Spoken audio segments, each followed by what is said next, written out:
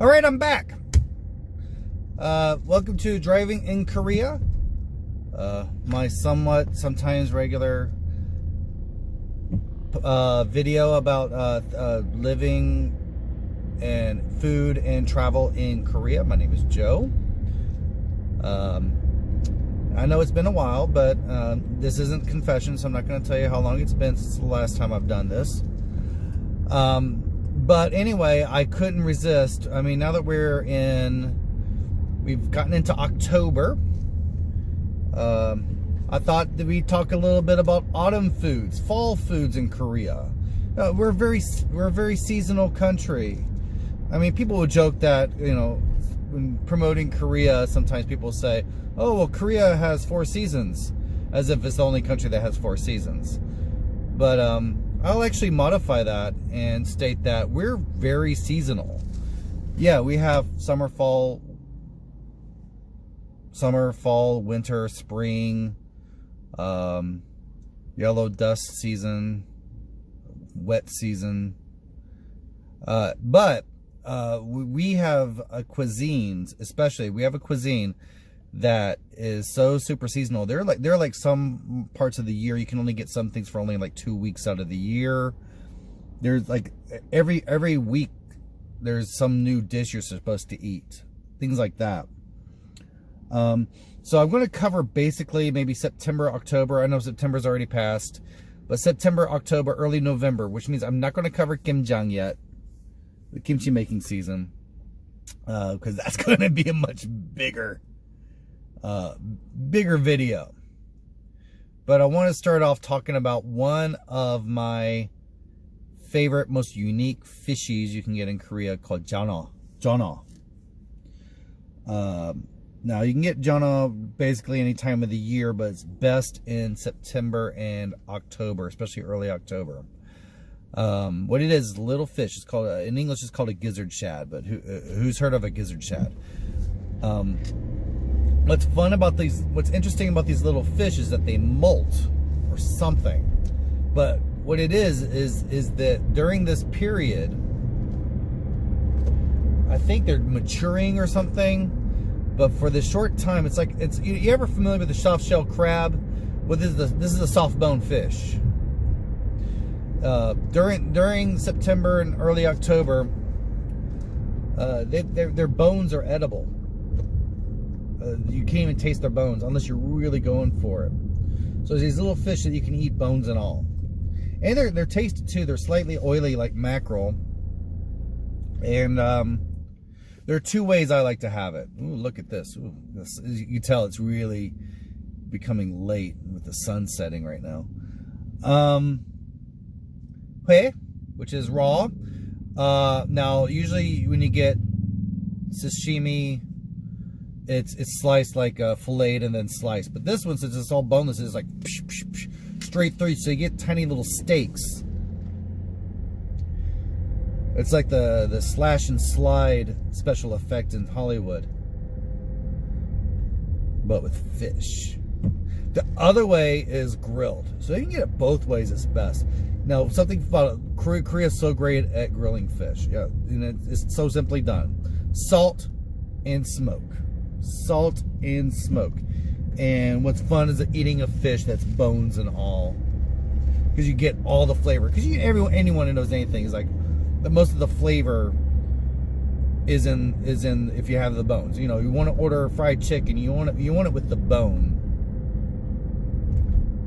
Ribs are best on the bone.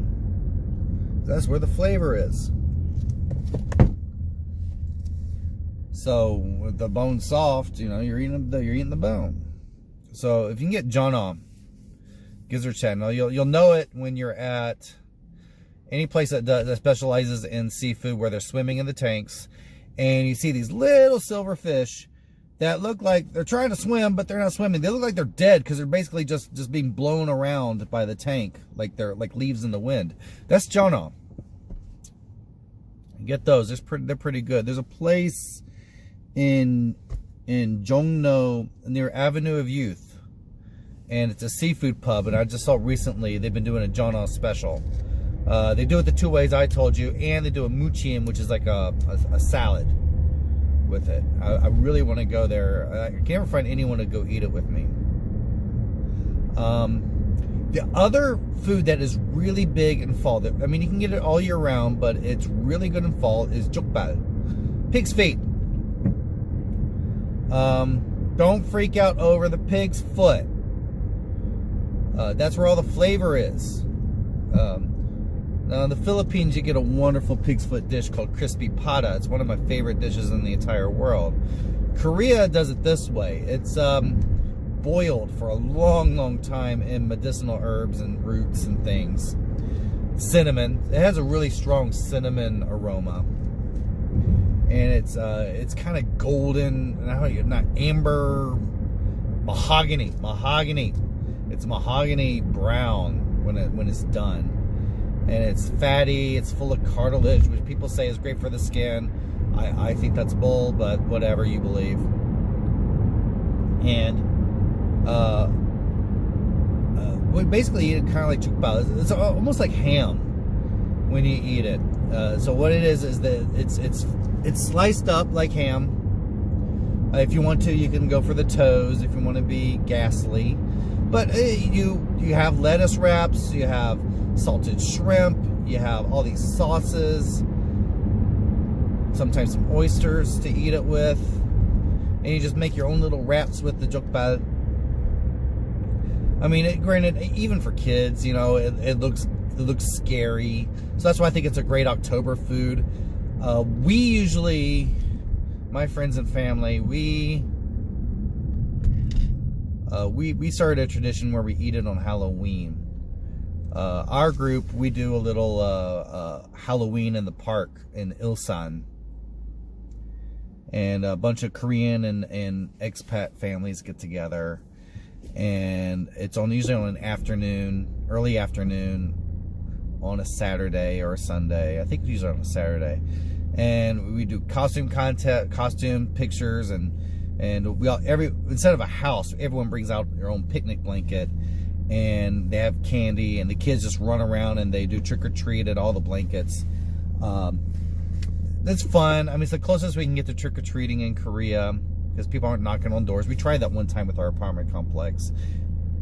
It worked, but it was really difficult to organize. No, in this way, the kids can get the trick-or-treating done, and it's very fast. You can get it done within an hour.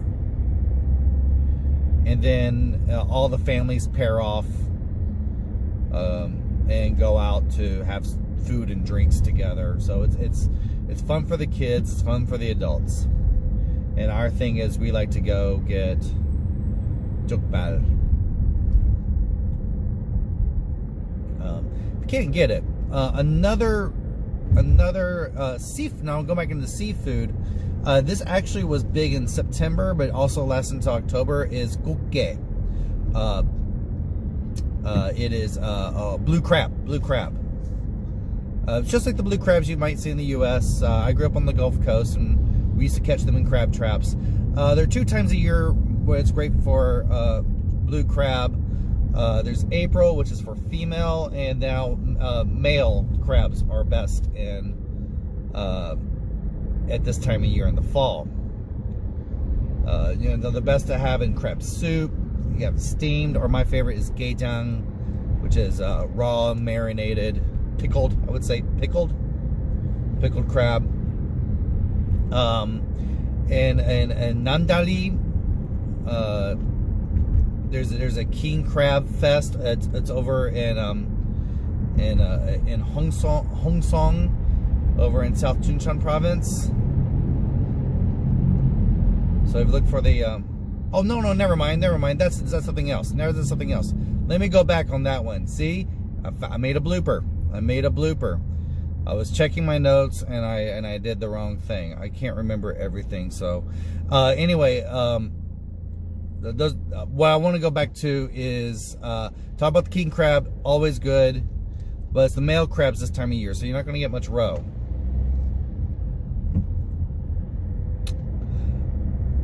The other one I was just jumping the gun on was deha. King prawns, king shrimp. Really big, and they're really fat at this time of year. They come from the southern and western coasts. And yeah, now that's the festival I was talking about, the Namdani Shrimp Festival.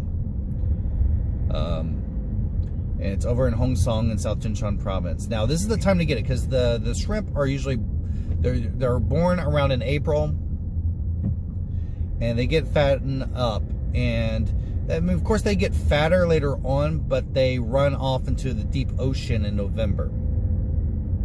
And so this is the best time to catch them before they run off.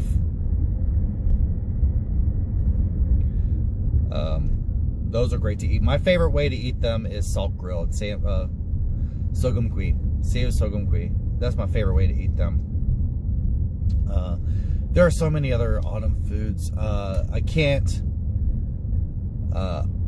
talk about autumn without talking about persimmons.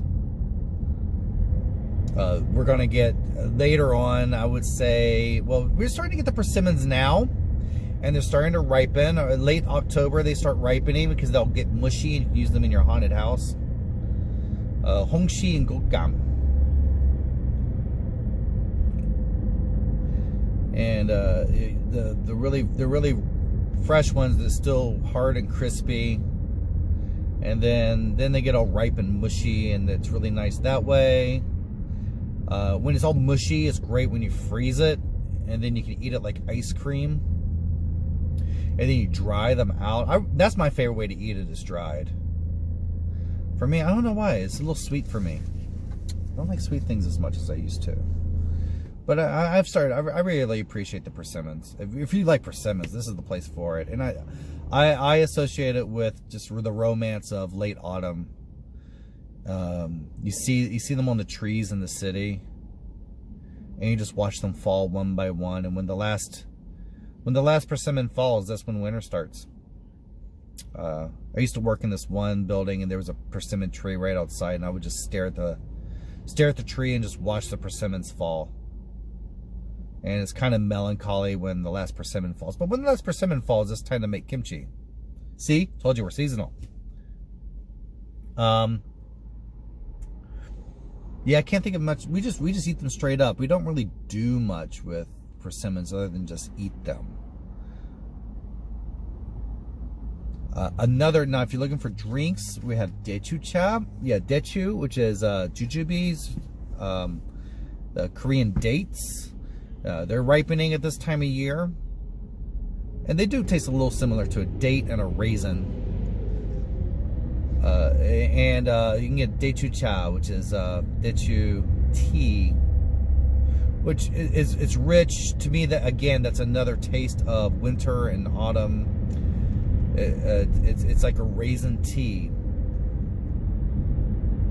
Would you call it an infusion? Because some people would say you can only make tea with tea leaves. You can't make a tea with anything other than that. Anyway, infusion, whatever. There are a few ways to make it. You can boil the dechu, or you can just let it sit and extract, like cold brew. You get it at a lot of tea houses, traditional tea houses called chachip. My favorite place is Insadong Chachip, of course, in Insadong. We still have a few tea houses left, even though coffee's kind of taken over. So dechu cha is really nice. I do enjoy it, and I really just drink it in the fall. The way to pass the seasons, pass the time. As far as alcohol goes, because alcohol is kind of all around the year, even though I think October is one of the months the traditional sul makers will start making their sul. But I did make a note that, you know, chestnut makgeolli, because chestnuts are great, and Gongju is known for its chestnuts, and they make a chestnut makgeolli. If you're into makgeolli, chestnut makgeolli is one of the most popular flavored makgeollis, I would say. Rice ales. I like it. To me, it tastes like Christmas. It can get a little sweet. It's kind of yellowish tint to it. For me, on the tours, I used to, sometimes I still do. I start everyone off on a chestnut makgeolli just to give them a taste for it, and then I'd take them to other ones. But if you're into flavored makgeollis, this is the time of year you start getting more of that. Now, at this time of year, yeah, we will start. I don't want to get into kimjang yet. It's such a big topic. All right, let me see if I can get over. All right, white van, don't do that.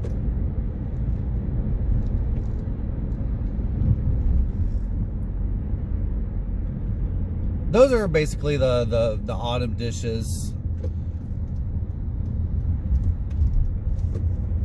My favorite ones. I love the jokbal and I love the I love jeon-eo. I really love jeon-eo.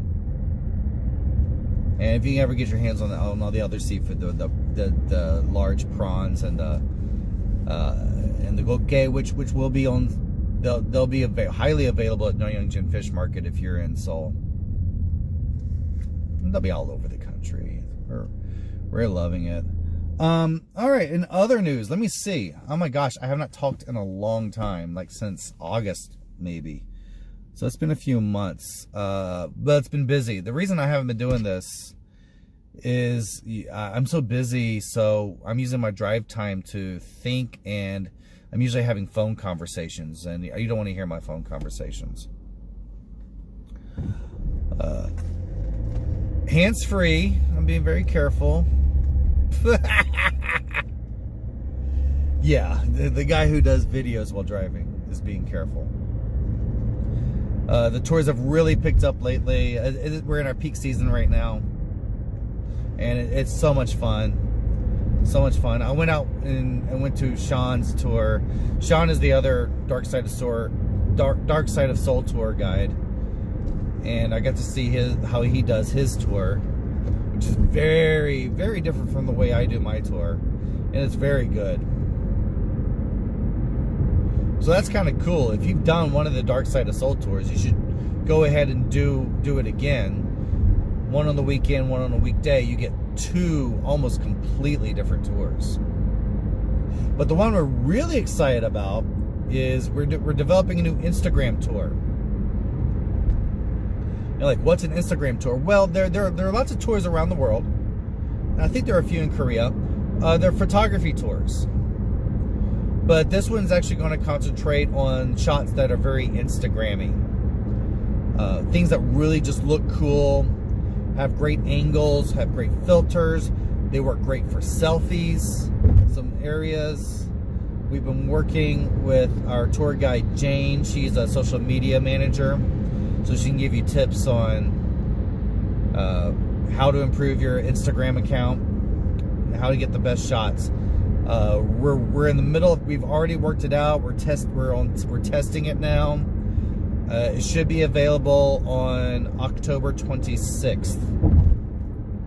Speaking of October, late October, Dark Side of Seoul tour. Also, we're going to start running some specials soon. So go to our Facebook page, like our Facebook page, get into our Facebook group. Yes, we actually have a Facebook group for Dark Side of Seoul, so you don't miss on any of our specials. We're going to start doing some deep discounts. We're going to do some games.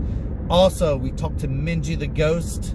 She will make an appearance later this month on a tour. So if you want to get on that special tour with Minji the Ghost, those are the best. That's the best tour of the year, is the Minji tour, because she actually shows up on the tour. She's the ghost. She's the mascot of our tour, the Dark Side of Seoul. And what's fun is taking pictures of her and watching her scare all the people on the street. That's it. She loves scaring people. Now the tour will take a long time because we stop a lot for pictures, and she just loves scaring people. So keep an eye on that. I think that's going to be on the 26th as well. I think so. I think that's what we agreed on, is October 26th. Again, get on the Dark Side of Seoul Facebook page, Dark Side of Seoul Facebook group. and do that. What else is happening? We're just really gung-ho into Darkside. The Darkside comic is on its way. Everything's been written, everything's been edited. Now the artwork is being made right now. Second volume is in the works already.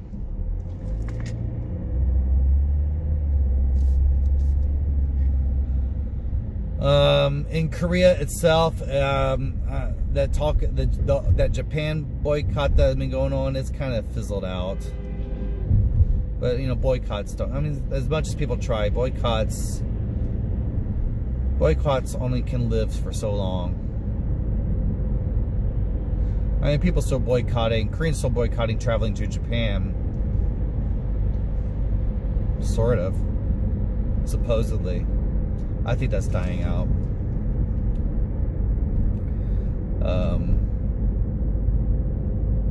This is festival season right now. The temperature seriously dropped now. It's going to get really cold soon. It already is. So if you're coming here, if you're watching this on your way and you're about to travel to Seoul, bring a coat. It's about to really get cold. It already is chilly. We had some people on the tour last night, and they ended up quitting halfway through because they were just too cold.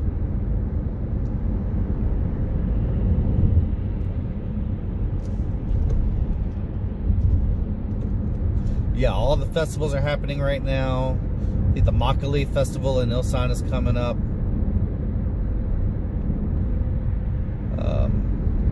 What I'll revive the old newsletter, and I'll tell you when everything is going on. It's just lots of exciting things are happening on the Zen Kimchi side. I just can't talk about a lot of them right now, but it's going to be fun. It's going to be fun.